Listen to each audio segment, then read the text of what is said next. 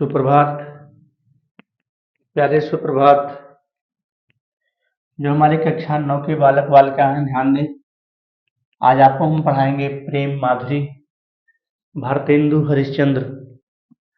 ठीक है, जो आपका चौथा लेसन है प्यारे। भारतेंदु हरिश्चंद्र जो खड़ी बोली के सम्राट माने जाते हैं। भारतेंदु हरिश्चंद्र खड़ी हिंदी बोली के सम्राट माने जाते हैं और इन्होंने हिंदी कवि वचन सुधा का प्रतिपादन किया था। इन्हीं में से इनकी एक रचना है प्रेम माधुरी। बहुत बेहतरीन कविता है प्यारे, जो हमारे कक्षा 9 के बालक बालिका ऑनलाइन चैनल पर हमारे विजिट कर रहे हैं, पढ़ रहे हैं। आते हैं हम अपने इनके काव्य रचना पर। कूके लगी कोयले कदम मन पे बैठ बैठ, धोई धोई पाते हिल हिल सरसई लागे। क्या कविता है। कोयल, कदम्ब माने होता है कदम्ब का पेड़, जो कि यमुना के किनारे पर पाया जाता है। विशेष रूप से कदम्ब कदम्ब के पेड़ अपने यहाँ भी मिलते हैं, लेकिन विशेष रूप से यमुना के किनारे पर ज्यादा पाया जाता है। कोयलें जो हैं बसंत के महीने में ज्यादा बोलती हैं, अन्य महीनों में या फिर छिप जाती हैं। अब की रचना है कि कदम्ब के पेड़ पर, अरे ध्यान दीजिएगा, कदम्ब के पेड़ पर कोयल बैठ बैठ करके सुंदर सुंदर आवाज में मधुर गुंजायमान हो करके धोए धोए पात हिल हिल सरसे लागे, इस प्रकार से बोल रही हैं। ऐसा महसूस हो रहा है कि बरसात के कारण उन वृक्षों के पत्ते बिल्कुल धुले हुए से हैं।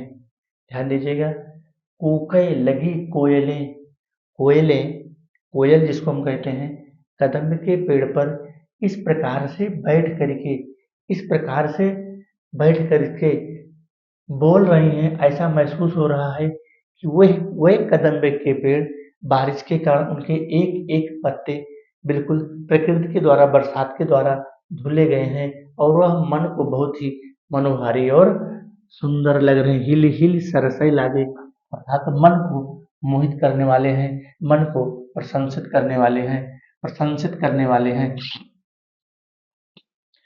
बोले लगे दादुर मयूर नाचे फिर, दादुर माने होता है मेढक, मयूर माने होता है मोर। ऐसी परिस्थिति में क्योंकि बरसात का महीना है, तो दादुर अर्थात मेढक और मयूर बिल्कुल चारों तरफ बोल रहे हैं, मयूर नृत्य कर रहे हैं और मेढक जो है वह बोल रहे हैं।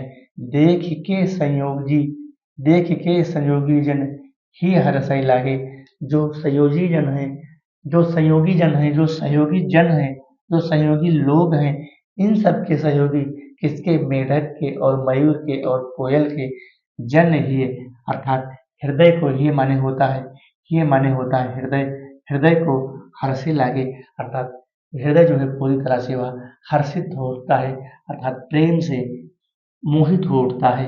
अगली लाइन है, हरी भई भूमि सीरी पवन चलन लागे।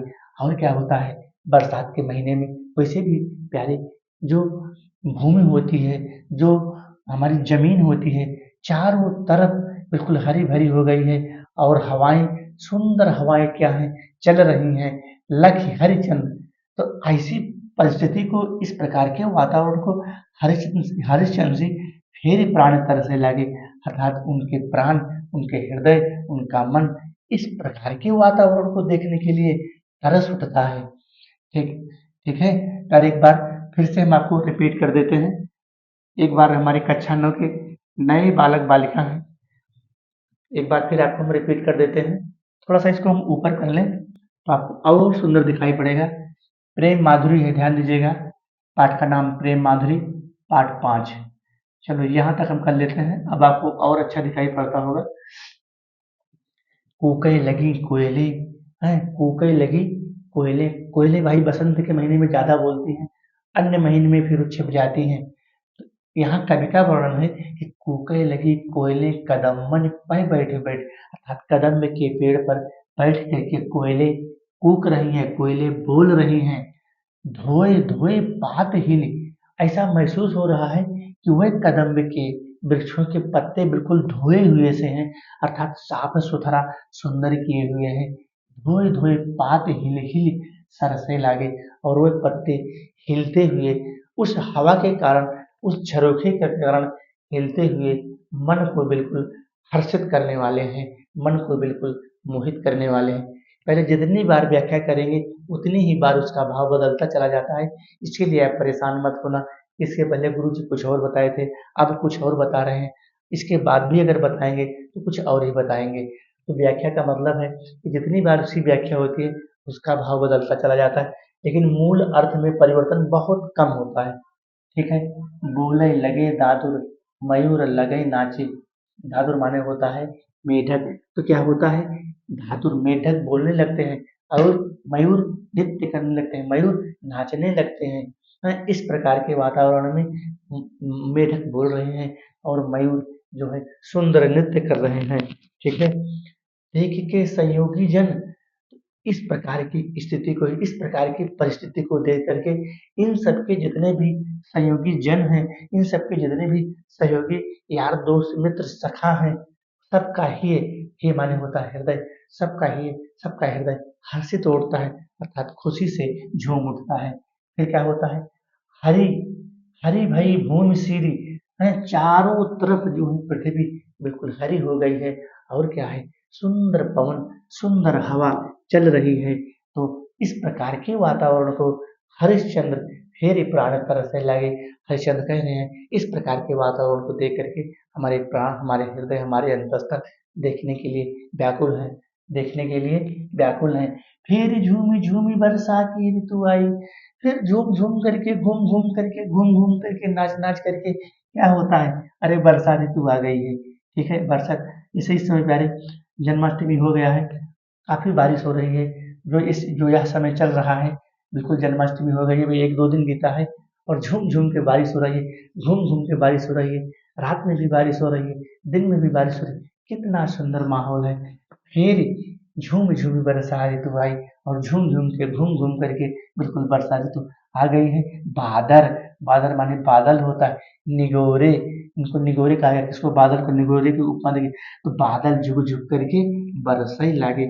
और बादल क्या है, झुक झुक के मतलब होता है बिल्कुल गर्जना के साथ, बिल्कुल चारों तरफ बादल जब घेर लेते हैं तो चारों तरफ अंधेरा छा जाता है। तो लोग कहते हैं भैया जल्दी से घर भाग चलो, बिल्कुल बादल घेरे लिया है, अभी पानी बरसने वाला है। तो ही तो यहाँ लिख रहे हैं भारतीय दर्शन कि बादल निगोरे झुक झुक बरसई लागे, अर्थात निगोरे बादल झुक झुक करके बरसना प्रारंभ कर दिए हैं। थोड़ा सा इसको हम ऊपर कर लेते हैं, नहीं आपको देखने में असुविधाएं होंगी। यहाँ तक हो गया है। ठीक है। अगली लाइन पर हम आते हैं। फिर क्या होता है, जी पे जू हुए, जी माने होता है हृदय, अंतस्थल। जी पे जू हुए अधिकार तो विचार कीजिए। अगर अपने हृदय पर, अपने अंतस्थल पर, अपने मन पर किसी का अधिकार हो तभी तो विचार करेगा।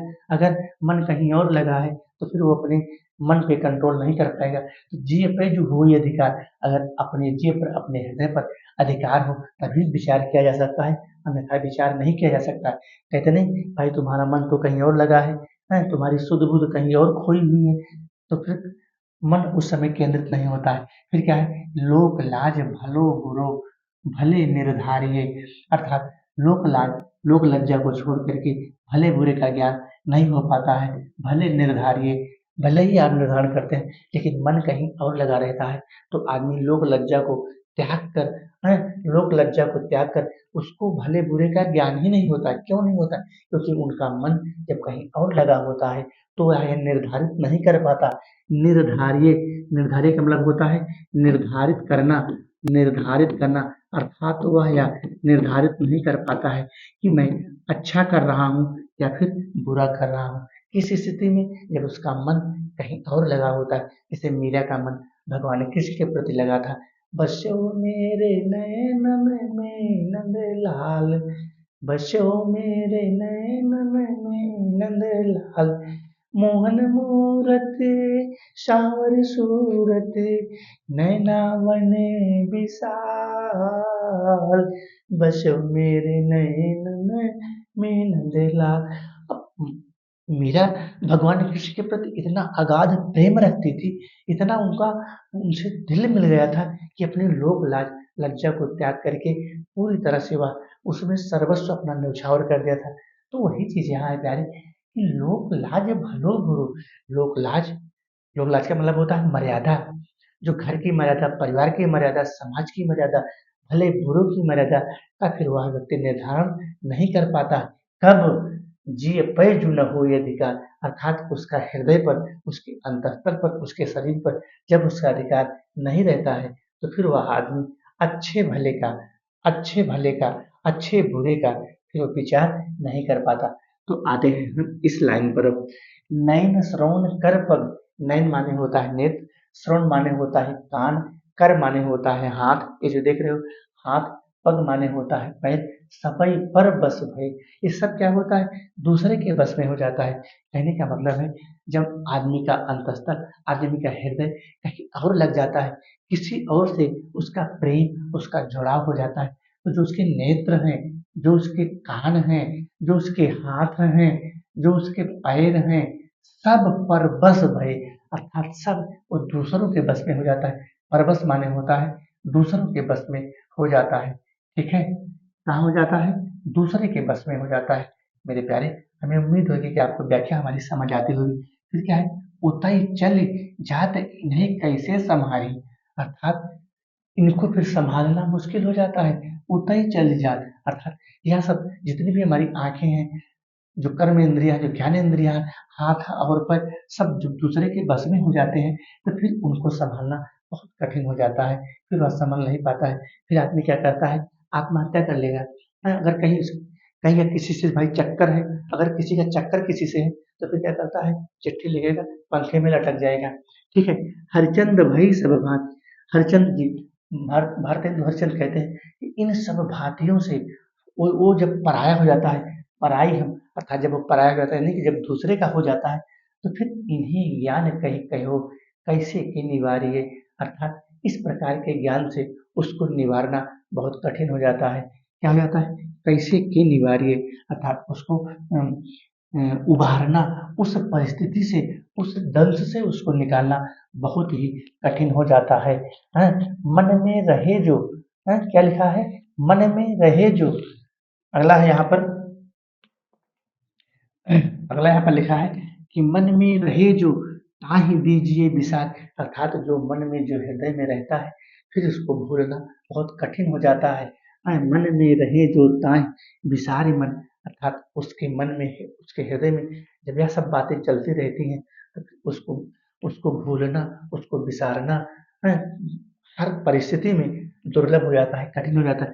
आपई बसई जामय ताहि कैसे विसारिये, आप ही बताइए, हैं, आप ही बताइए कि कैसे इसको भुलाया जा सकता है। ठीक है, कितना सुंदर वर्णन किया है भारतेंदु हरिश्चंद्र ने। आते हैं, आते हैं यहाँ तक, बस अभी इसमें दो लाइन और बचा है, फिर आगे पिकअप आ जाएगा पहले। ठीक है, यह संग में लागिए डोलई सदा, ऐसी परिस्थिति में, ऐसे संग साथ में, बिन देखे न धीरज आनती है, अर्थात बिना देखे धीरज, धीरज का मतलब होता है धैर्य, धीरज का मतलब होता है धैर्य, बिना देखे धैर्य को धारण करना फिर कठिन हो जाता है। जैसे राधिका, राधा गोपिकाओं का भगवान कृष्ण के प्रति अगाध प्रेम था, तो जो उद्धव आए थे समझाने के लिए, तो गोपिकाओं ने उनको कहा कि भैया तुम यहाँ अपनी ज्ञान की बातें, युक्ति की बातें हमसे मत समझाओ, हम भगवान कृष्ण के प्रति अगाध प्रेम करती हैं, हम उनके प्रत्यक्ष रूप को जानते हैं, हम आपकी युक्ति को, हम आपकी योग साधना को नहीं जानती। इसलिए गोपिकाओं ने उनको डांट करके, सभी ब्रजवासियों की जो बालाएं थी, जो गोपिकाएं थी, उनको डांट करके वापस कर दिया। यह संग में लाग ये डोले, ऐसी परिस्थिति में, है ऐसी परिस्थिति में, इस प्रकार की संग में, साथ में लग करके, बिन देखे, अर्थात बिना देखे धीरज आना, धैर्य आना बहुत ही कठिन हो जाता है। छिनहु जो वियोग पर, छिनहु माने छिन भर के लिए, पल भर के लिए वियोग की स्थिति क्या होती है, बहुत कठिन होती है, अर्थात पल पल भर के लिए भी, जैसे एक माता और पुत्र का वात्सल्य प्रेम होता है, एक माता अपने पुत्र को पल भर के लिए भी अपनी आंखों से ओझल नहीं होने देती है। तो छिनहु जो वियोग परे हरिचंद, अर्थात छिन भर के लिए, एक पल भर के लिए भी हरिश्चंद्र कहना चाहते हैं कि वह उसको भूल नहीं पाती, और तो चाल प्रलय की सुठानती है, अगर वह चाहती, अगर कोई चाहे तो एक पल के लिए उनको भुला दे, तो क्या करेगी, है? तो चाल प्रलय, अर्थात तो प्रलय, प्रलय का मतलब तबाह हो जाना, समाप्त हो जाना, प्रलय की स्थिति को ठान लेती है। जैसे अगर किसी से प्रेम हो जाए, किसी का किसी से लगाव हो जाए और जब उसमें कोई रोड़ा बनता है तो वह जो प्रेमी होता है वो अपने प्राणों की आहुति करने को ठान लेता है। जैसे आजकल कुछ नायक नायिका होते हैं, कुछ प्रेमी प्रेमिका होते हैं, वो इतना प्रेम कर लेते हैं, उनका इतना इतना लगाव हो जाता है कि फिर घर परिवार समाज को मजबूर होना पड़ जाता है और बाद में यही होता है चलो भाई अपना शादी विवाह कर लो, जाओ तुम अपना जीवन बिताओ। ठीक है, तो वही है। तो चाल प्रलय अर्थात प्रलय का मतलब है कि वह प्रलय की अर्थात वो यही सोच लेता है कि अब मैं अपने प्राणों की आहुति कर दूंगा, लेकिन मैं इसके बिना जीवित नहीं रह सकता। ठीक है, अगला चलो देखते हैं और आगे फिर अगर पीडीएफ हमारा होगा तो इसको भी पढ़ा देते हैं। यहाँ है कुछ अभी, हाँ हाँ थोड़ा सा है। आ जाओ भाई, आ जाओ जल्दी से आ जाओ, जल्दी से आ जाओ, देर मत करो, जल्दी से आ जाओ, बिल्कुल देर मत करो। चलो भी इतना है। बरुनी में थी रे झपे, बरुनी माने आँख होता है, बरुनी, बरुनी माने क्या होता है, आँख, कहते नहीं बरौनी। बरनी में थिरई न झपई उझपई, अर्थात एक पल के लिए, एक क्षण के लिए भी उसको भुलाया झपाया नहीं जा सकता। और पल में न समाये, अर्थात पल के लिए भी आंखों में बसाने योग्य वो रहता है, अर्थात एक पल के लिए भी हम उसको भूल नहीं पाते। अर्थात भारतेंद्र जी कहते हैं एक पल के लिए वह भुलाया नहीं जा सकता। ये प्यार तिहार निहार बिना, अखिया दुखिया नहीं मानत है। बहुत इम्पोर्टेंट लाइन है प्यारे, ये मोस्ट है, इसको नोट कर लेना।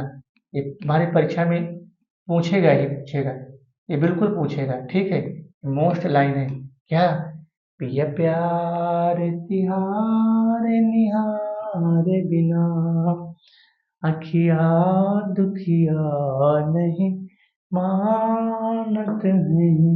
ऐ प्रियतम, आपके अभाव में एक नायिका अपने नायक को याद करती है, कहती है प्रिय मान्य प्रियतम, प्रिय प्यारे तिहारे निहारे बिना, ऐ प्रियतम बिना आपको देखे, बिना आपको निहारे यह मेरी दुखिया आंखें, यह मेरी कष्ट से दुख से वेदना से भरी आंखें बिना आपको देखे चैन नहीं पाती हैं। तो वही तो लिखा है भारतेंद्र हरिश्चंद्र ने, कि प्यारे, प्रिय माने प्रियतम नायक होता है, तो पति होता है, प्रियतम होता है, परमात्मा होता है। जिस प्रकार से यहाँ आत्मा परमात्मा को पाने के लिए तड़पती रहती है, उसी प्रकार से एक नायिका अपने नायक को पाने के लिए तड़पती रहती है। तो वही यहाँ पर लिखा है भारत में कि प्यारे अर्थात एक प्रियतम बिना आपको देखे, बिना आपको निहारे, बिना आपको दर्शन किए हुए यह दुख से भरी आंखें, या दुख से भरी आंखें मानने को तैयार नहीं है।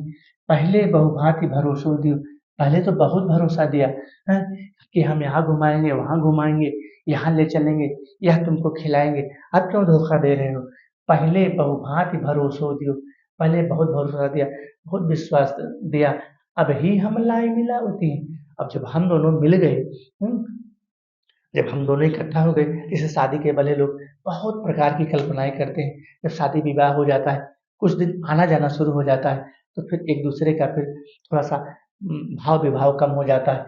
वही है यहाँ पर लिखा है भारत केंद्र ने कि पहले बहुभांति भरोसो दियो, पहले तो बहुत भरोसा दिया, बहुत विश्वास दिया, और अब ही हम लाए मिला होती हैं। जब हम दोनों मिल गए तो क्या होता है, हरचंद कहते हैं कि हरचंद भरोसे रही उनकी सखियां जो हैं भगवान के भरोसे हैं, जो हमारी कहावती हैं, अर्थात जो हम उनकी कहने वाली हैं, जो हम उनकी कहलाने योग्य हैं, अर्थात जो ब्रज की बालाएं हैं, जो ब्रज की गोपिकाएं हैं, वो सब भगवान के लिए, भगवान के लिए बावली हैं। तो कहती हैं सखियां जो हमारी कहावती, हम सभी तो उन्हीं की सखियां कहलाने योग्य हैं। अब बेई जुदा है रही हमसो, अर्थात अब मैं उनसे जुदा भी हो जाऊं, अब मैं उनसे अलग भी हो जाऊं, तो उल्टो मिल गए समझावती हैं, अर्थात अय उद्धव मुझे उल्टा मत समझाइए, पहले तो लगाई के आग अरी, पहले तो आग लगा दिया और अब जल लेके दौड़ी हो, जल को अब आप ही धावते हैं, धावती माने दौड़े, अर्थात पहले तो आपने आग लगा दिया और उसको जल लेकर के आ रही हो बुझाने, तो यह चीजें उचित नहीं है। कहने का मतलब है पहले तो लगाए कि आग अरी, पहले तो आपने आग को लगा दिया और जल को अब आप ही धावती हैं, और वही इसी जगह पर आप जल को आप लेकर के दौड़ती हैं कि चलो अब इसको बुझा देते हैं। तो यह चीजें बिल्कुल उचित नहीं है। और भाई थोड़ा सा इसको ऊपर कर लेते हैं और स्कार कर लेते हैं, यहाँ तक आ जाते हैं। ठीक है, उधव जुस उधव कहो गहो वह मार्ग। उद्धव, यहाँ पर उद्धव आ गए हैं गोपिकाओं को समझाने। उद्धव जो सुधव, उन्हीं का नाम उद्धव भी है। और सुधव कहाँ है? सुधव नाम है भगवान कृष्ण का, उद्धव नाम है जो उनके सखा है। उद्धव जो सुधव, अरे उद्धव जाके भगवान कृष्ण से कहिएगा। सुधव माने होता है कान्हा कृष्ण, और उद्धव जो उनके सखा है। उद्धव जो सुधव, अरे उद्धव जाकर के भगवान कृष्ण से कहिए, क्या कहिए? गहो वह मार्ग, अर्थात जिस मार्ग को, जिस आप योग साधना की मार्ग को, जिस आप योग साधना को हमको समझा रहे हैं, हमको बता रहे हैं, वह मार्ग हमारे हृदय में, हमारे अंतस्थल में उतरने वाला नहीं है। ज्ञान की तेरे तहाँ गुदरी है। अरे तुम्हारे ज्ञान की जो गुदरिया लेकर के आए हो, जो ज्ञान की पोटली लेकर आए हो, वह मेरे हृदय में, मेरे अंतस्थल में, मेरे मन मस्तिष्क में बैठने वाली नहीं है। भाई उद्धव गोपिकाओं को समझाने ही तो आए थे कि आप योग साधना करो, आप भगवान को प्रत्यक्ष रूप में पाने की इच्छा छोड़ दो, आप उनको अप्रत्यक्ष अर्थात योग साधना करो और इससे भगवान का भजन करो। तो गोपिकाएं इस प्रकार के भजन को करने के लिए बाध्य नहीं थी। वही यहाँ पर उद्धव को समझाने आए कि उद्धव जो उद्धव आए, उद्धव जाकर के भगवान कान्हा से, भगवान कृष्ण से इस मार्ग को बता देना कि ज्ञान की तेरे, जो तुम्हारे ज्ञान की पोटली है, जो तुम ज्ञान की गुदरिया लेकर आए हो, यह हमारे हृदय में, हमारे अंतस्थल में उतरने वाली नहीं है। को नहीं सिख मनियो, हमको यह मत सिखाइए। गोपिकाएं कहती हैं कि को नहीं सिख मनियो, हाँ, न कोई इसको सीख पाएगा। जो आपकी योग साधना की बात है, ना हम सभी गोपिकाएं इसको सीख पाएंगे, ना आप हमको मना पाएंगे। आप हमको मना भी नहीं सकते हैं, ना आप हमको सिखा सकते हैं। एक श्याम की प्रीत प्रतीत खरी है। अरे एक श्याम, वो श्याम भगवान कृष्ण का नाम है, अर्थात जो श्यामा, जो भगवान कृष्ण की, भगवान कान्हा की जो प्रीति है, वह अपने आप में अप्रतिम है। प्रीति प्रतीत खरी है, अर्थात जो उनका प्रेम है, किसका? भगवान कृष्ण का प्रेम क्या है? बहुत खरा है। खरा का मतलब अनोखा है, अर्थात सच्चा है। ठीक है, अर्थात सच्चा है, अर्थात जो भगवान कृष्ण का प्रेम है, जो भगवान कृष्ण का प्यार है, वह हम सबके प्रति अनोखा है। ठीक है, बहुत खरा है।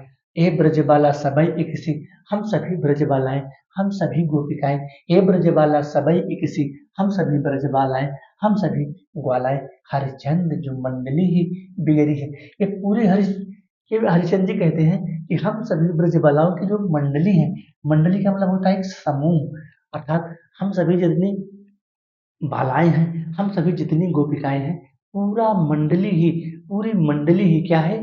भगवान कृष्ण के प्रति प्रेम में व्याकुल है, भगवान कृष्ण के प्रति बिगड़ चुका है, ही बिगड़ी है, अर्थात बिगड़ गया है। अर्थात जब भगवान कृष्ण को अपने स्थल में, अपने हृदय में, अपने मन मस्तिष्क में बसा लिया है, फिर दूसरे को स्थान नहीं मिलेगा। पहले समझने की कोशिश करना।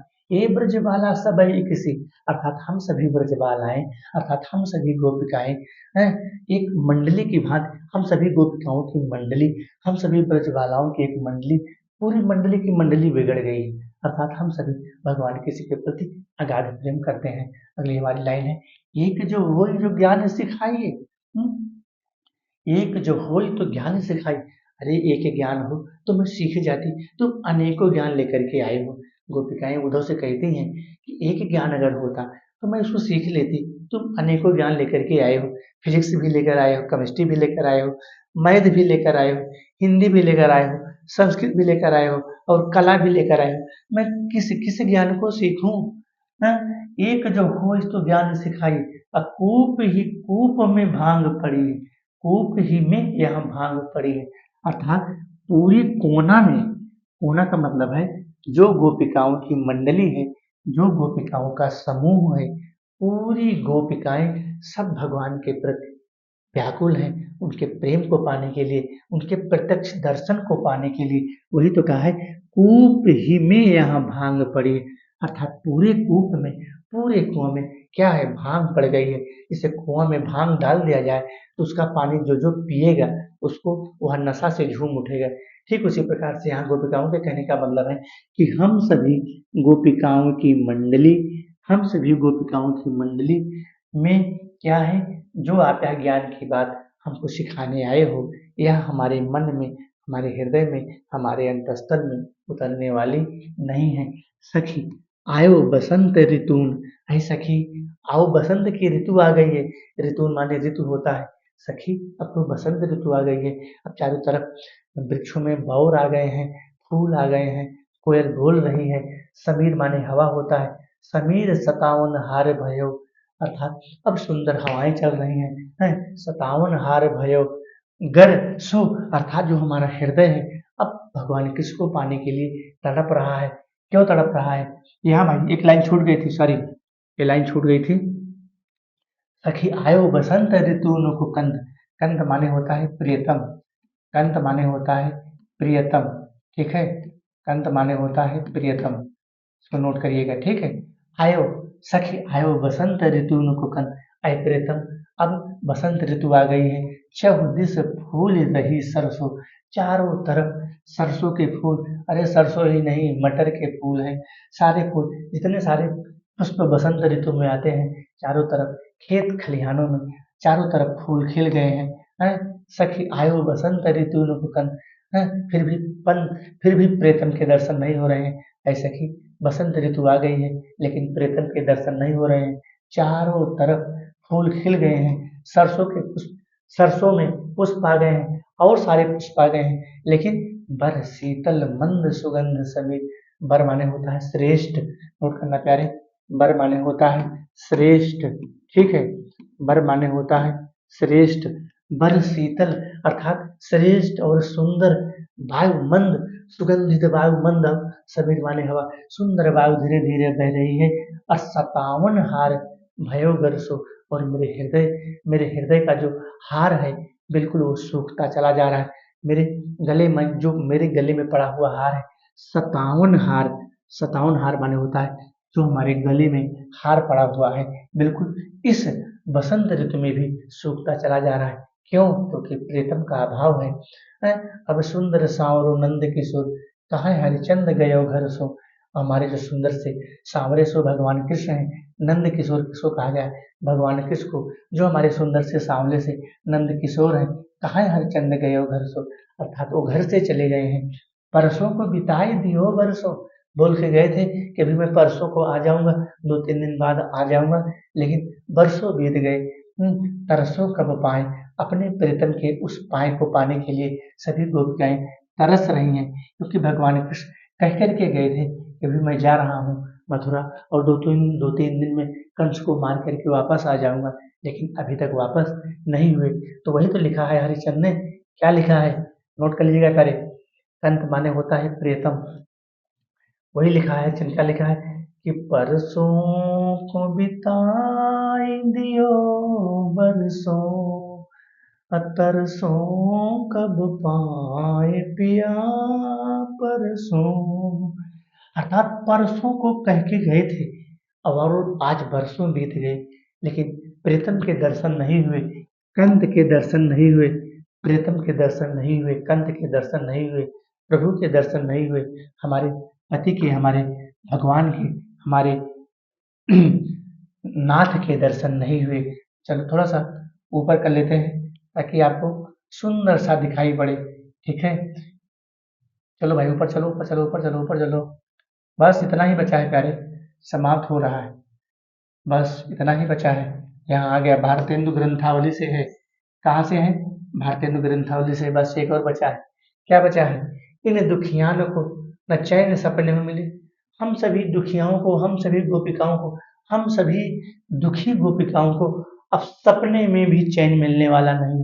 सपने माने होता है सपना, चैन माने होता है चैन, चैन का मतलब होता है सुख की अनुभूति। यहाँ पर गोपिकाएं कहते हैं कि दुखिया हम सभी दुखिया ब्रजबालाओं को, हम सभी दुखिया गोपिकाओं को अब चैन अर्थात सुख की अनुभूति स्वप्न में भी मिलने वाली नहीं है। मिलो अब मिलने वाली नहीं है। क्यों भाई? तासों सदा व्याकुल विकल अकुलाएंगी। अब हम सभी गोपिकाएं सदा भगवान कृष्ण के अभाव में, सदा भगवान कृष्ण के प्यार को पाने के लिए क्या करेंगी? अकुलाती रहेंगी, अर्थात उनके प्यार को, उनके दर्शन को प्यार पाने के लिए हमेशा व्याकुल रहेंगी। फिर कहते हैं प्यारे हरिचंद्र जो बीती जानी अवधि प्राण, हरिचंद्र जी क्या बता रहे हैं कि अवधि प्राण अर्थात अब गोपिकाओं के प्राण पूरी तरह से हैं, पूरी तरह से नीरस हो गई हैं, वो दुख का अनुभव कर रही हैं। चाहत चलै पे अर्थात ऐसा ऐसी उनकी इच्छा हो रही है, चाहत चलै पे ये तो संग न समझाई समाएंगी, अर्थात मेरी तो इच्छा ही कह रही है कि मैं यहाँ से निकल लूँ और भगवान कृष्ण के पास मथुरा पहुँच जाऊँ। चाहत चलै पे संग न समाए, अर्थात अब यह साथ बिल्कुल चलने वाला नहीं है, अब मैं अपने प्राणों को खो दूंगी, अर्थात गोपिकाएं कहती हैं कि मैं अपने प्राणों को अब बचा नहीं पाऊंगी और भगवान कृष्ण को के अभाव में मैं अपने प्राणों को खो सकती हूँ। देखा हूँ एक बार हूँ नयन भर तो ही आते, अगर एक बार मैं इनको अपने नेत्रों से भर करके देख लेती, किसको, भगवान कृष्ण को, गोपिकाएं कहती हैं अगर मैं एक बार नेत्र भर करके मतलब है आंखें खोल करके उनके प्रत्यक्ष दर्शन कर लेती, जैसे एक माता जब पुत्र कहीं गिर जाता है, छोटा सा बालक खेलता हुआ कहीं गिर जाता है तो उसको फिर धूल वूल नहीं देखती, तुरंत पहुंचेगी, सबसे पहले उठाएगी, हैं, अपने अपने गले से अपने सीने से लगा लेगी, देखिए कहीं बच्चे को लगा हुआ तो नहीं है, फिर धूल वूल बाद में झाड़ती। वही यहाँ गोपिकाओं के कि देखा एक बार हूं ना, अगर एक बार नैन भर के आंखों को खोल करके मैं भगवान कृष्ण को देख लेती तो क्या होता, जोन जोन लोग जय हैं तहाँ पछताए, अर्थात हम सभी को बताएं जिस जिस भी लोक में जाएंगी, अगर मैं अपने प्राणों को खो भी दूं तो जिस जिस भी लोक में जे मैं जाऊंगी वहां पछताने के सिवा और कुछ मिलने वाला नहीं है। बिना प्राण प्यारे भये दर्श तुम्हारे, आई प्रियतम, आई नाथ, आई स्वामी, मेरे प्राण बिना आपके दर्शन के क्या है, व्याकुल हैं, बिना प्राण प्यारे आई प्रियतम, बिना आपके अभाव अर्थात आपके दर्शन के अभाव में भय दरस, अगर आपका दर्शन हो जाता तो मेरे प्राण कुछ दिन और जीवित रहते, मरे हुए आंखें ये खुली ही रह जाएंगी, अर्थात मरने के बाद भी यह आंखें ऐसे खुली की खुली रहेंगी। क्यों? अरे आपके दर्शन को पाने के लिए अगर इस शरीर से प्राणवायु भी निकल जाएगी तब भी हरिश्चंद्र जी कितना सुंदर बन किया है प्यारे, मरे हुए आंखें अर्थात मरने के बाद भी यह आंखें ऐसे बड़ी सी आंखें मरने के बाद भी खुली की खुली रहेंगी, आपके दर्शन को पाने के लिए, आपके स्वरूप के दर्शन को पाने के लिए। कितना सुंदर वर्णन किया है भारतेंदु हरिश्चंद्र ने प्यारे। अगर फिर भी हमारी व्याख्या समझ में ना आए तो कमेंट में जरूर लिखना प्यारे, मैं फिर से आपको पढ़ाऊंगा। अगर आपको मेरे चैनल को सब्सक्राइब कर लोगे तो प्यारे आपका फायदा होगा, मैं जैसे ही वीडियो को अपलोड करूंगा तुरंत आपके पास नोटिफिकेशन पहुंच जाएगा। इसलिए यह हमारा जो रचना है अपने और दोस्तों को शेयर करो ताकि वो भी पढ़ें और निःशुल्क विद्या ज्ञान को ग्रहण करें। धन्यवाद। अगला पाठ हम प्यारे लेकर के अगले वीडियो में आएंगे, जो अगला लेसन है आपका उसको हम अगले वीडियो में आपको पढ़ाएंगे। धन्यवाद।